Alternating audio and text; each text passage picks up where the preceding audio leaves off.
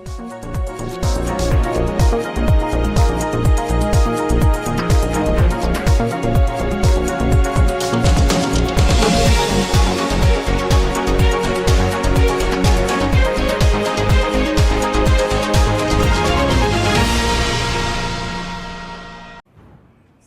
दिल्ली वासियों को मेरा नमस्कार। पिछले 1 साल से जब से कोरोना शुरू हुआ है, मैं समय समय पे आपके बीच में आके सभी तथ्यों को, परिस्थितियों को ईमानदारी के साथ आपके सामने रखता रहा हूँ, आपसे चर्चा करता रहा हूँ। एक चीज़ हम लोगों ने हमेशा गांठ बांध के रखी, आपको कभी गलत तथ्य नहीं दिए, आपसे कभी झूठ नहीं बोला, जो था आपके सामने रख दिया। अगर स्थिति अच्छी थी तो भी आपको बताया, स्थिति खराब थी तो भी आपको हमने ईमानदारी से बताया, क्योंकि हम पहले दिन से समझ गए थे कि ये इतनी बड़ी आपदा है कि आपके साथ के बिना, जनता के साथ के बिना अकेले इस आपदा से सरकार सामना नहीं कर सकती। जनता का सहयोग और जनता की सहभागिता इस पूरे संघर्ष में बेहद ज़रूरी है। और जब तक जनता को सच नहीं बताया जाएगा, सारे तथ्य जनता के सामने नहीं रखे जाएंगे, तब तक जनता की भागीदारी सुनिश्चित करना असंभव था। इसीलिए हमने हर चीज़ आपके सामने रखी।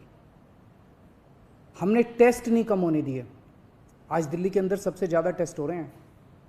मैं तो ये कहूँगा कि अगर प्रति 10 लाख की पॉपुलेशन पे देखा जाए तो शायद पूरी दुनिया में सबसे ज़्यादा टेस्ट दिल्ली में हो रहे हैं। मैंने देखा कि कई जगहों पे उन्होंने टेस्ट कम कर दिए। टेस्ट कम कर दिए तो केस कम आने लग गए। इस तरह से तथ्यों के साथ कई जगह हेरफेर करने की कोशिश की गई। हमने ऐसा नहीं किया। हमने टेस्ट कम नहीं किए, उल्टे कम करने की वजह हमने दिल्ली में टेस्ट कई गुने बढ़ा दिए। आज लगभग 1 लाख टेस्ट दिल्ली में डेली हो रहे हैं। हमने मौत के आंकड़े आपसे नहीं छुपाए। जितनी मौतें होती थी हमने सब आपके सामने रखी, ईमानदारी से रखी। अगर ज़्यादा हो रही थी तो ज़्यादा बताई, कम हो रही थी तो कम बताई।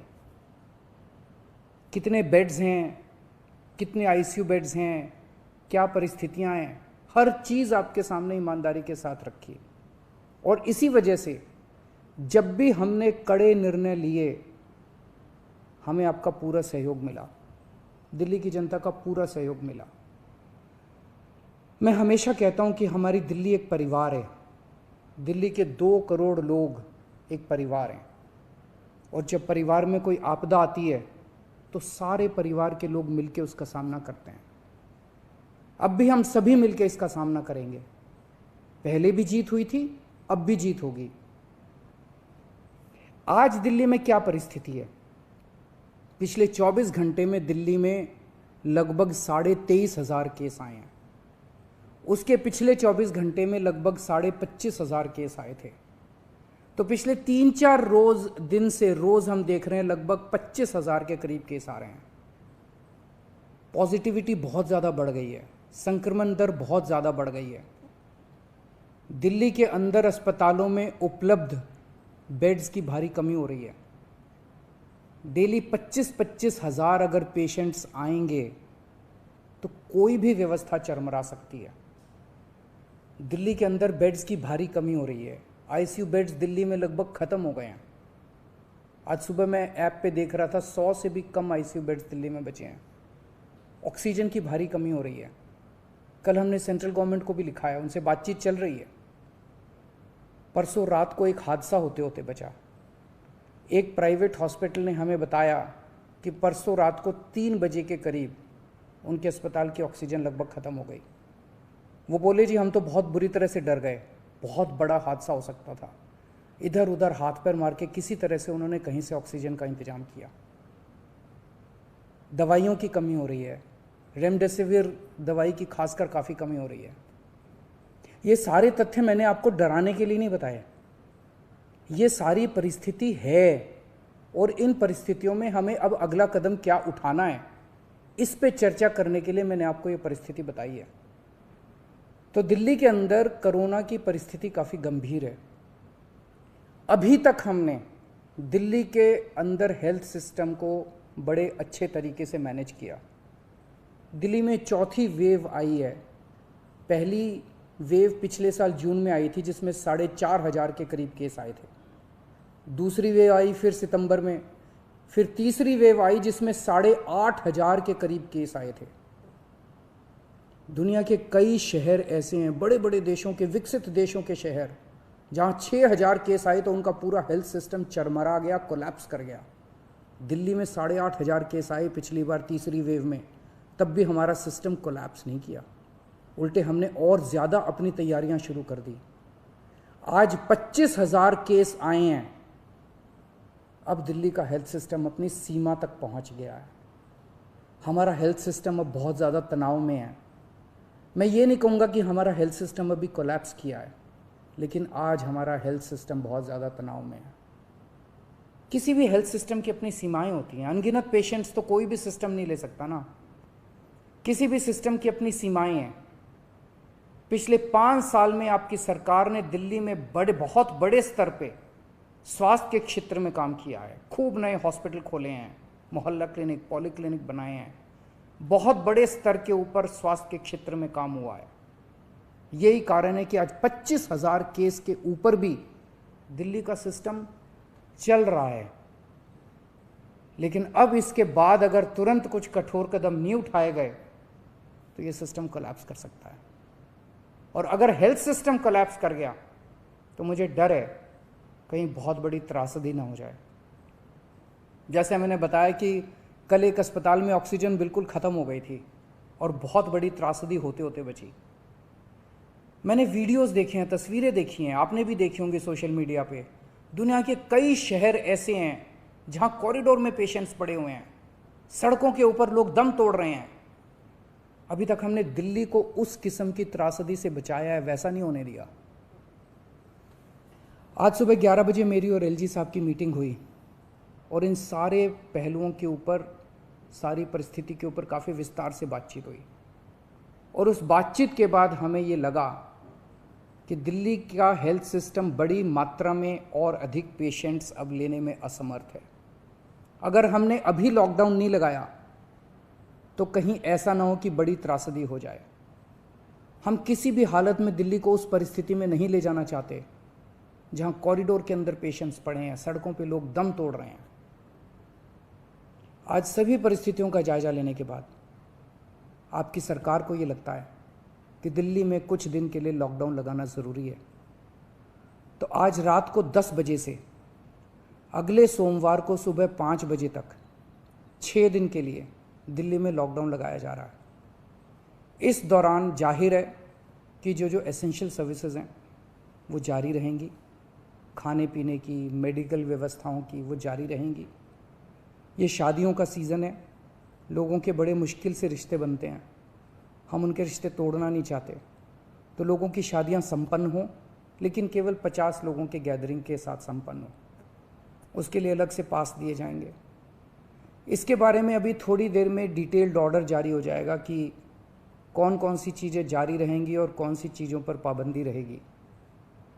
मैंने और एलजी साहब के हम दोनों ने निर्णय तब लिया है जब हमारे पास कोई उपाय नहीं बचा था। हमारे लिए ये निर्णय लेना आसान नहीं था, क्योंकि मैं समझ सकता हूँ कि लॉकडाउन के दौरान किस तरह से लोगों के रोज़गार ख़त्म हो जाते हैं, लोगों की कमाई ख़त्म हो जाती है, और ख़ासकर सबसे गरीब तबके के लिए तो ये बेहद मुश्किल होता है। जो दिहाड़ी करके रोज़ कमाते हैं उनके लिए तो बेहद मुश्किल हो जाता है। पिछली बार जब देश में लॉकडाउन लगा था, हमने देखा कि किस तरह बड़ी संख्या में प्रवासी मजदूर अपने गांव जाने लगे थे। उनसे मैं ख़ास तौर से हाथ जोड़ के अपील करना चाहता हूँ, ये छोटा सा लॉकडाउन है, 6 दिन का, दिल्ली छोड़ के मत जाइएगा। आपके आने जाने में इतना समय खराब हो जाएगा, इतना पैसा खराब हो जाएगा, इतनी ऊर्जा खराब होती है। दिल्ली में रहिए। मुझे उम्मीद है कि ये छोटा लॉकडाउन है और छोटा ही रहेगा। मुझे पूरी उम्मीद है कि शायद बढ़ाने की ज़रूरत ना पड़े। आप दिल्ली में रहिए। यकीन मानिए, हम पूरी ईमानदारी के साथ सब मिल के लड़ेंगे तो जल्दी इस मुसीबत से छुटकारा पाएंगे। मैं आपको यकीन दिलाता हूँ, सरकार आपका पूरा ख्याल रखेगी। मैं हूँ ना, मुझ पे भरोसा रखिए। मेरी दिल्ली के सभी नागरिकों से अपील है कि ये निर्णय हमने बहुत मुश्किल से लिया है। आप सब लोग जानते हैं कि मैं लॉकडाउन के सख्त खिलाफ रहा हूँ। हमेशा से मैंने लॉकडाउन का विरोध किया है। मेरा ये मानना है कि लॉकडाउन से कोरोना ख़त्म नहीं होता, लॉकडाउन से कोरोना की स्पीड कम हो जाती है। मेरा हमेशा ये मानना है कि अगर किसी भी शहर या राज्य की स्वास्थ्य व्यवस्था अपनी सीमा तक पहुंच जाए तो लॉकडाउन लगाना ज़रूरी हो जाता है, ताकि पेशेंट्स का नंबर कम हो जाए, ताकि हेल्थ सिस्टम को और दुरुस्त किया जा सके। ये जो 6 दिन का लॉकडाउन हम लगा रहे हैं, ये जो 6 दिन हम ले रहे हैं आपसे, इन 6 दिनों के अंदर हम बहुत बड़े स्तर के ऊपर और दिल्ली में बेड्स की व्यवस्था करेंगे। केंद्र से हम मदद मांग रहे हैं, उनसे लगातार संपर्क में हैं। केंद्र सरकार हमारी मदद भी कर रही है, उसके लिए हम केंद्र सरकार के शुक्रगुजार हैं। उनसे ऑक्सीजन की व्यवस्था करेंगे, दवाइयों की व्यवस्था करेंगे। इस लॉकडाउन के समय को हम इन सब चीज़ों के लिए इस्तेमाल करेंगे। मेरी अब सब लोगों से गुजारिश है कि लॉकडाउन का पूरी तरह से पालन करें, घर से बाहर इस दौरान ना निकलें। पहले भी हमने कई कठिन निर्णय लिए और आपने मेरा पूरा साथ दिया। मुझे पूरी उम्मीद है आज भी आप मेरा साथ देंगे। हम मिलके इसका मुकाबला करेंगे और ज़रूर जीतेंगे। नमस्कार।